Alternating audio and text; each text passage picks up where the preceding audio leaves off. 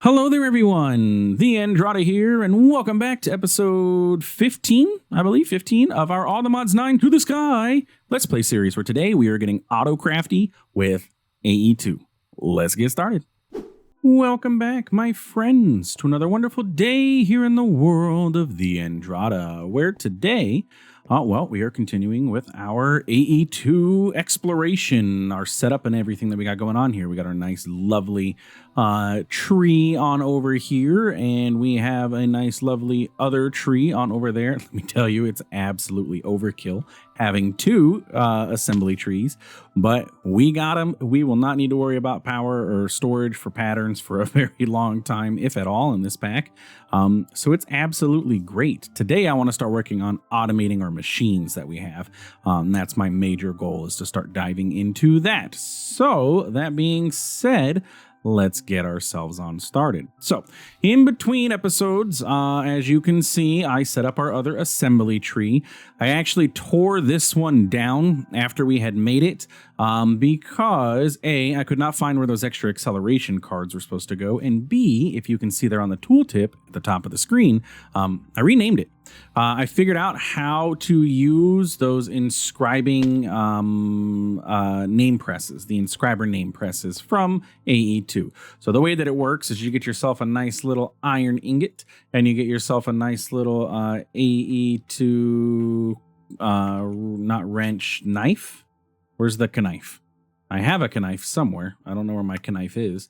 Did I put it in my backpack? I don't think so. Anyway, you open up the knife, so you take it and you right click on it, put your iron in there, name it whatever you want to name it, and take out your press. Now, anything that I were to put into this would be named name.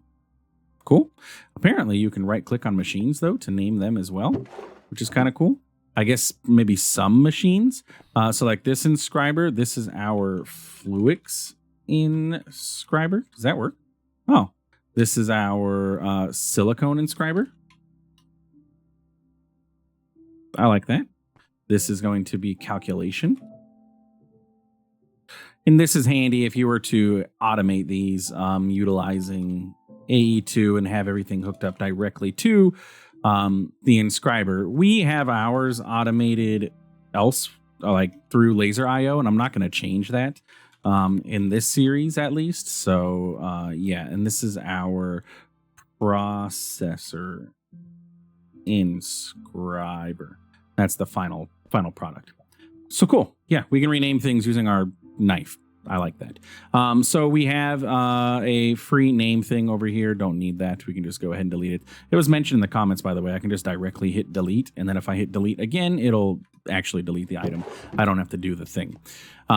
But anyway, yeah, so we have another assembly tree over here, and if we take a look inside of our pattern axis terminal, you'll see we've got the northeast assembler tree, and we have the southwest assembler tree. Two assembler trees, 32 pattern providers in each, and 9, so that's 270 and 18, so 288 per tree slots that we have available to us. I think we're going to be okay, and they're all accelerated as needed. Down here in our server room, I have our co-processing units and our servers and our CPUs and everything like that. I'm going to build out a border on this because I don't necessarily like this. But yeah, I added these fans from Mob Grinding Utilities because I figured it fit the aesthetic, and they're not terribly too expensive. I would love to get them spinning, but I don't know how I can. Is there like I wish that like laser IO, I could like have a node sitting here and then link to machines and then just send a redstone signal. That's all I would need, would be a wireless redstone signal, because these fans only spin when they have a redstone signal. But for now, I mean, it works, I guess. If I did have them powered on, they'd be pushing me around, which would kind of be a pain, but it's okay. Oh, hello. You have arachnid sphere. Nah, be gone. Be gone with you, my friends. So in these two here, these are actually 256K storage crafting units. So this one, and this one, I made 4 256Ks, and then the rest are 16Ks. Probably overkill for what we need. Oh, I forgot to put fans on this side. Do I have extra fans? I think I do. Yeah, I made a stack of them, so we should be okay. And then I put sheet metal from Immersive Engineering. It just required me to smash some copper and then get some light gray dye going, which was pretty simple to do. There we go. Okay, so now we've got, we got the whole area fanned up. Looks like a server room. It's cramped hallways too, because, server rooms are always cramped up and everything. So I like it. I like the aesthetic that we got going on down there. But anyway, today I'd like to work on power stair. What is power stair? Power stair. What does this do? Literally, I have no idea. It doesn't show up at all. I don't know what a power stair is. Oh, push away entities that you're looking at. No, I don't necessarily care for that. Okay, so we'll go ahead and throw that into our inventory because we don't need that. Like I said, today my goal is to work on getting ourselves automated on our machines, because I was able to craft all of the things that are needed for this, but I still had to manually dump the silicon and all of that stuff into these. And then over here, I had to dump the Certus quartz into the obsidian furnace to get it to do its thing. So I'd like to automate those.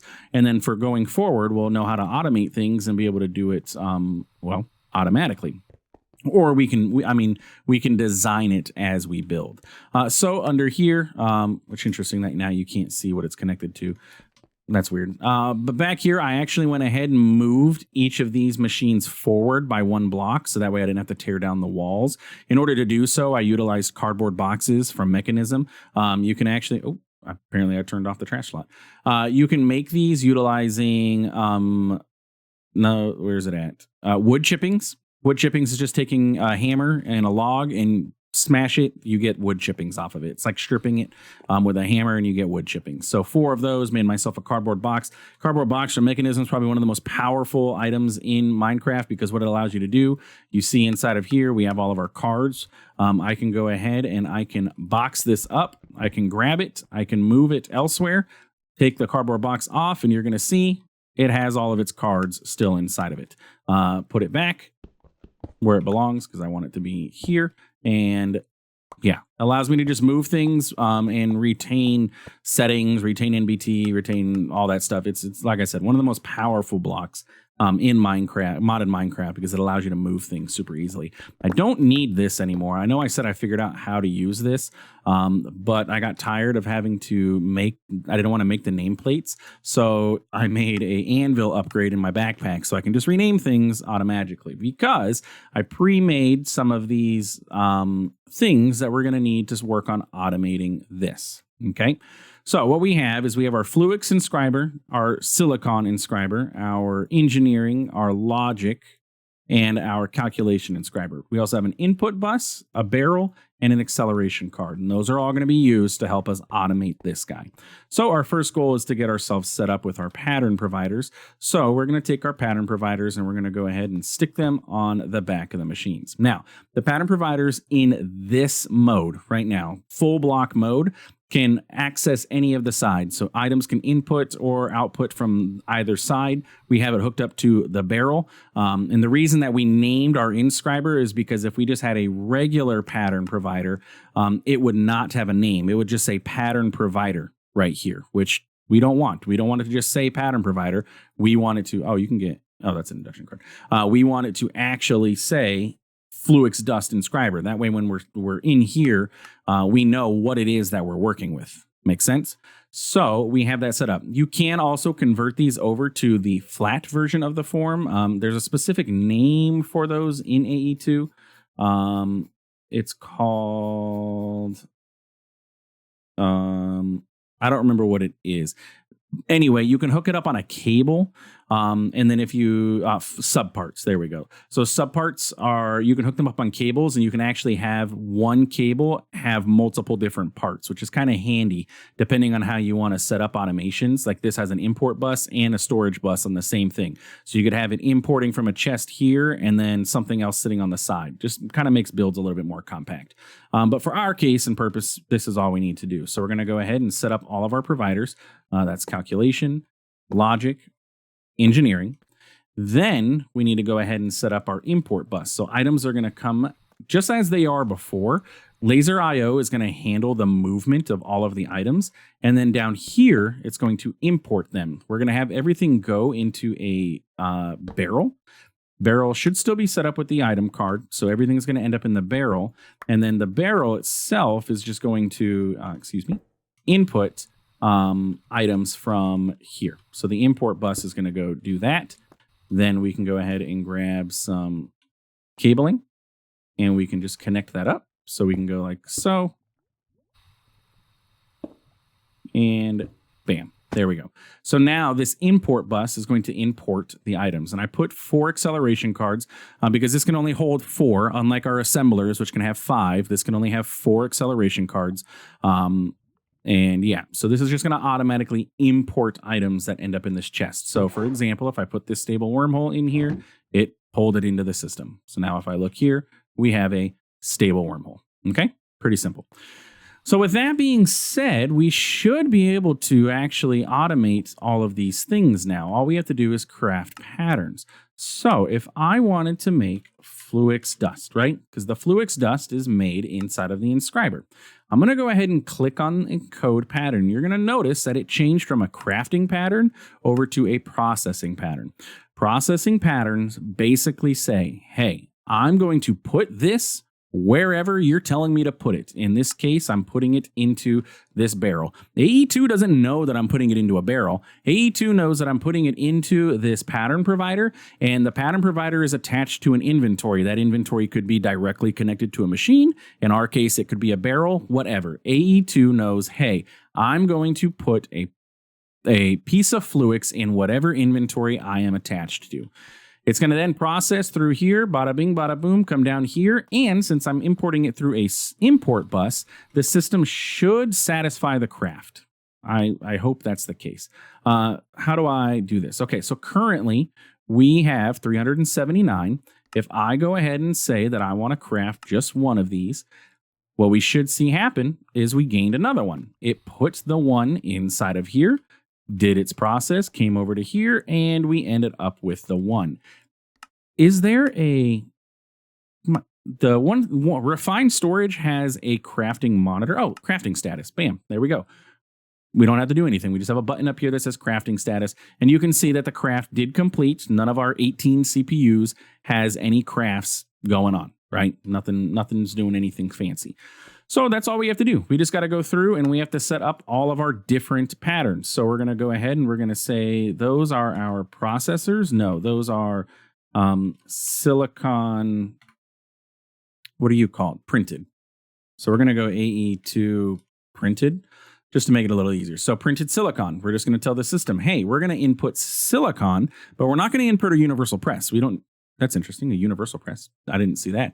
We're not going to input a press or anything because the press is already in the inscriber. We're just going to input the silicon and we're going to get out printed silicon. That's all AE2 needs to know. We'll do the same with calculation. Get rid of the calculation. Just click on it and it gets rid of it. We'll do logic. And then we will do engineering. And we're going to get the printed engineering circuits. Okay. Now, here's the problem.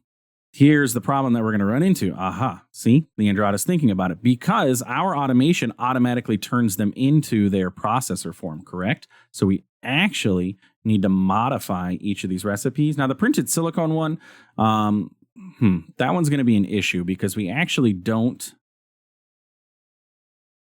So that one's going to be kind of a separate one. We're actually going to need an export bus.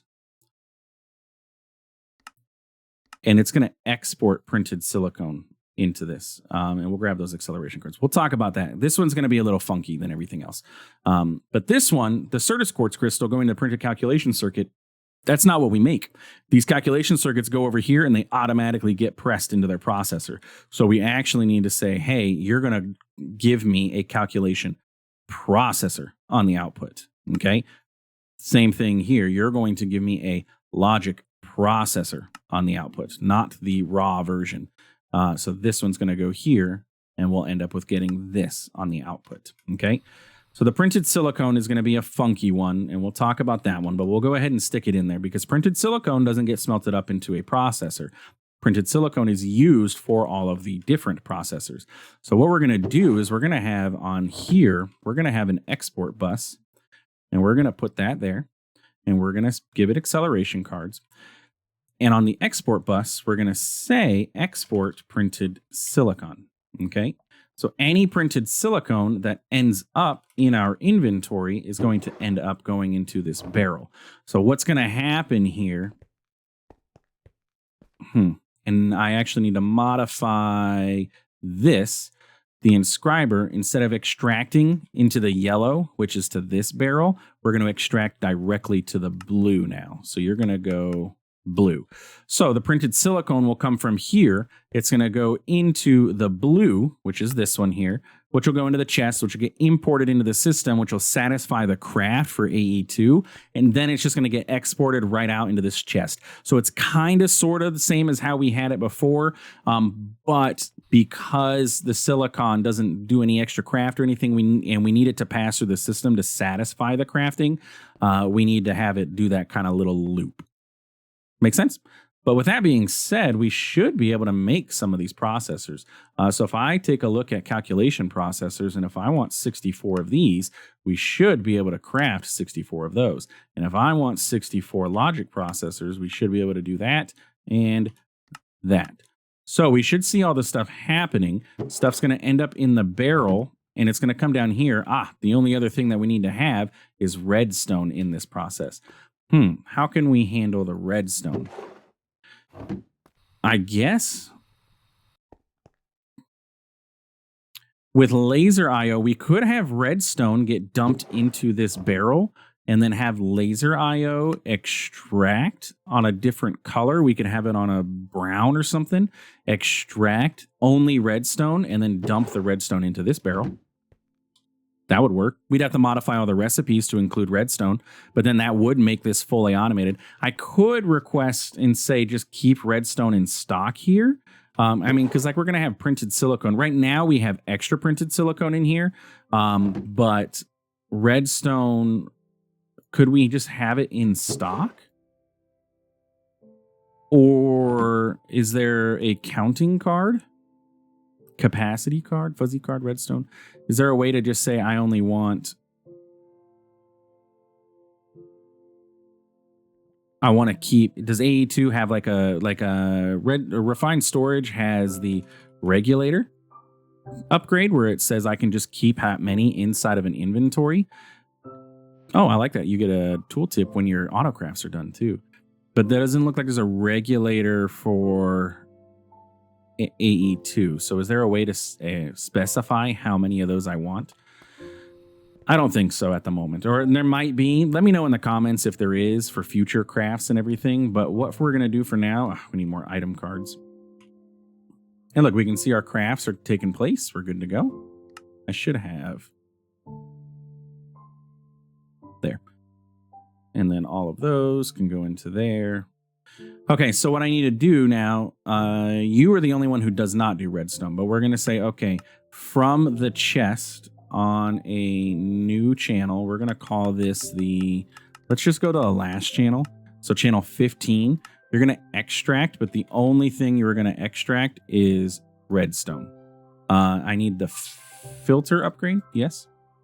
And you are going to extract redstone, okay? And you can extract as many as you can. Let's just go ahead and upgrade this to the max. Okay, so redstone is going to extract on the black, and then we're going to come over here on our chest, and we're going to do a insert on the black. So now any redstone that comes into here will just move through and bump into there. We'll do the same thing here. You're going to be on the black. You're going to be in extract. You're going to get upgraded to full speed. Slowed down or sped up technically, and then redstone, and then this one as well. Item card, excuse me, extract on the black, basic filter, redstone. Okay, so now I just got to modify these patterns to include redstone with them as well. Just one piece, right? Because each one only requires one redstone. Technically, I could have it do the printed silicon too, but no, I don't want to. That's too much work. You are doing your thing. Where are you stuck at? Huh. Because when I put that in the, what's it called in here, and it defaults to insert, it defaulted to inserting that into that chest. So that's why that happened. It shouldn't happen again. It was just because I was messing around with the laser IO stuff, it got stuck in there. Okay, so what we need to do is now have a piece of redstone come in with this as well. Not 64, please. Just one piece of redstone with each of these.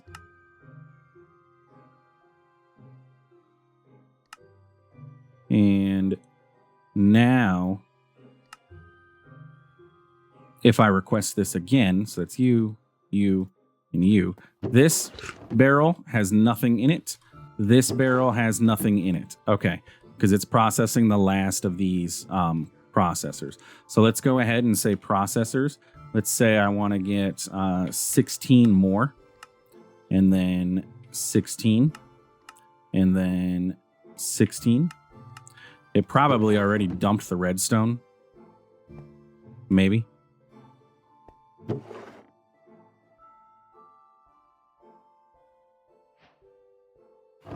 Great, now I broke this.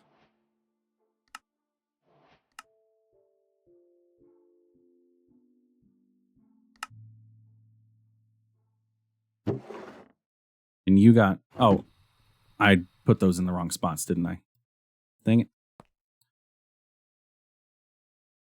TheAndrata's a dingus. You should be there, you should be there, and you should be there. Okay, give me all that back. Let's cancel those crafts.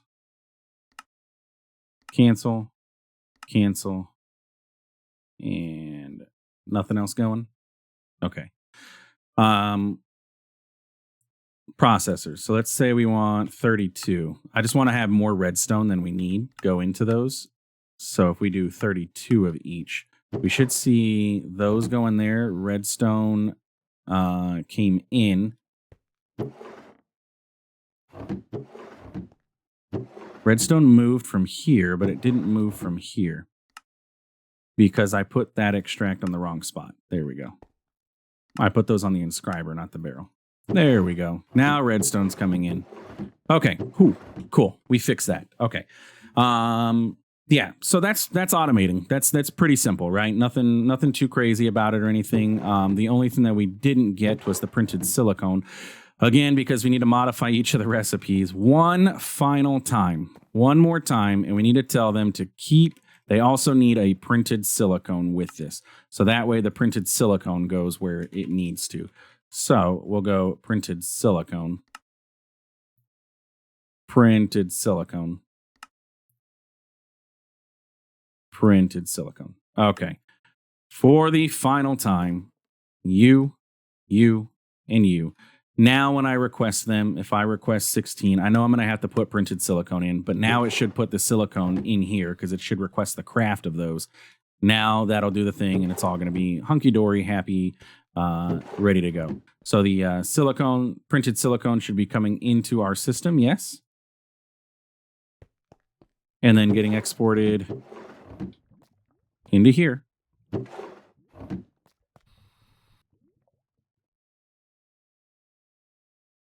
Where's printed silicone at? Why did printed silicone go there? That's not the blue. On the extract, you're going to go to blue. Do you have a blue channel? No. Yeah, why did printed silicone go there?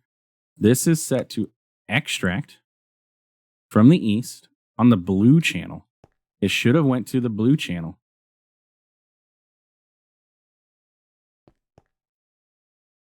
Are these not connected? Is that where the issue lies? Okay, so I need to go ahead and do this, but we need more printed silicone.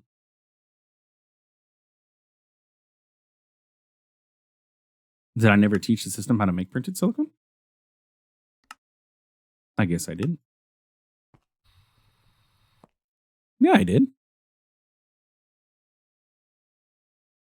'Cause Why is there no recipe? Man, this episode's getting longer than I thought. Why, when I type printed, oh, there it is. Okay, let's request 16 of these. I only have the ability to make 5. Hopefully we can make the 5.